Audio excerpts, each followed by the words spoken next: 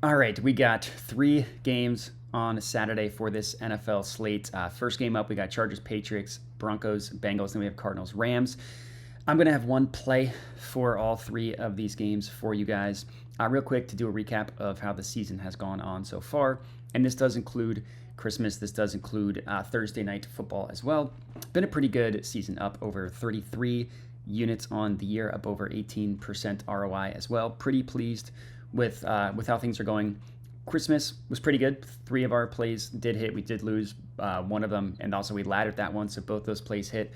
Thursday night football completely broke even, literally 1-1, 0.00 there. But we'll take 33 units on the year, as I'm sure you guys will as well. But we'll start in the Chargers-Patriots game. We'll go with Quentin Johnston, anytime touchdown, plus 300 odds at bet 365. So I'm just putting a half unit on this one because I wanted to play a little bit safer. Obviously, it's a little bit more of a longer shot play. So yeah, wanted to play this one a little bit safer. I will admit I don't love this game very much. Chargers-Patriots is pretty gross, but it's the first game, standalone game on a Saturday. We had to have something for it. And I really think that this price on Johnston to score a touchdown is pretty good at plus 300. So I will admit a lot of the reason why I do like this play is because the plus 300 price is crazy. And I would play this down to plus 250. So if it moves by the time you're watching this, I would still get the plus 250. Or I would still play it, I should say, down to plus 250. I do, like I said, want to play it a little bit safe. But anyways, in terms of the play itself, the general public is a little bit down on Quentin Johnston. He had a terrible, gross rookie year. Has had some very high-profile drops this year as well. We all remember that. I think it was Monday night football game against the Ravens. So yeah, the narrative around him is that he stinks, but he's actually been relatively productive this year. He's got at least 1 touchdown in 7 of 13 games this year. Above 50% hit rate is pretty good. And he scored in 5 of his last 8 games as well. So if you just kind of think about it in terms of the odds that we're getting at plus 300 and his hit rate and stuff, that's pretty good. Plus 300 is pretty good for that. He's also scored in back-to-back games, or he had scored in back-to-back games, and then he missed it last week. So we do get a little bit of a fade of recent results here, scoring in back-to-back games and then missing it last week. But what I like about backing Johnston in this matchup as well is he can score from distance, right? He can score 50-plus long plays, and he also leads the Chargers in red zone attempts. So you can kind of get it in both ways with him. And it's a good matchup. You can pass on this Patriots defense, second worst passing defense DVOA in the entire NFL since week 9. They've allowed the 5th most passing touchdowns in the NFL as well. Just a very, very good price on this at plus 300 that I'll gladly take advantage of. For a half unit sprinkle, of course, played a little bit safer. That's our first one. Next up, heading to the next game, Broncos, Bengals. We're going to go with Chase Brown, 30-plus receiving yards. This one's plus 110 odds at ESPN Bet, full unit McSlam on this bad boy. So only the half unit play is the first one. Really like this one, couple of reasons. Excellent fade of recent results on this one, and it's a really good matchup play for Chase Brown as well. He's been very, very good this year, and he's had an excellent stretch. He had a stretch mostly when he kind of took over for Zach Moss, and then when Zach Moss went down, he had a stretch where he cashed this in 5 straight games. Since then, he's missed it in 2 straight. Perfect time to buy back in on his receiving yards prop. The 2 games that he went under, these last 2 games, look at the offenses that they've played, Titans and Browns. And I'm not stating that the Bengals didn't need to throw at all, because they did throw, but they're not games that stressed the Bengals at all. And neither of them were as good of a matchup as this Broncos defense is for running back receiving props. The Broncos have a decent defense, tough team to run on.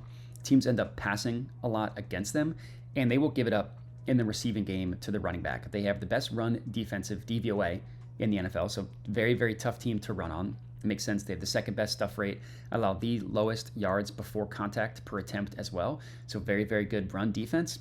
But they've allowed the 5th most receiving yards in the NFL specifically to running backs. And if you look at the data since week 7, that number has actually gone up to the most. So top 5, 5th most on the season. Number 1, the most receiving yards to running backs since week 7. And if you look at props.cash, which just will tell you like historical how players have performed against this defense, 60% of running backs against the Broncos have cashed their receiving prop over by an average of about 6 yards per prop as well. We are pumping this up a little bit for Chase Brown, getting the 30 plus. Not a ton. I mean, his over under is like 24, 26 and a half, depending on where you look.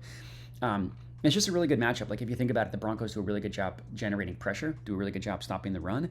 This ends up leading to a lot of dump offs to the running back, and Joe Burrow is not shy to target his running back at all, which is why Chase Brown had a stretch where he went over in 5 straight games. So I love this one. That is our second one. Third up, Cardinals Rams, third game of the evening as well. We're going to go with Trey McBride, 70 plus receiving yards, plus 140 odds at Bet365.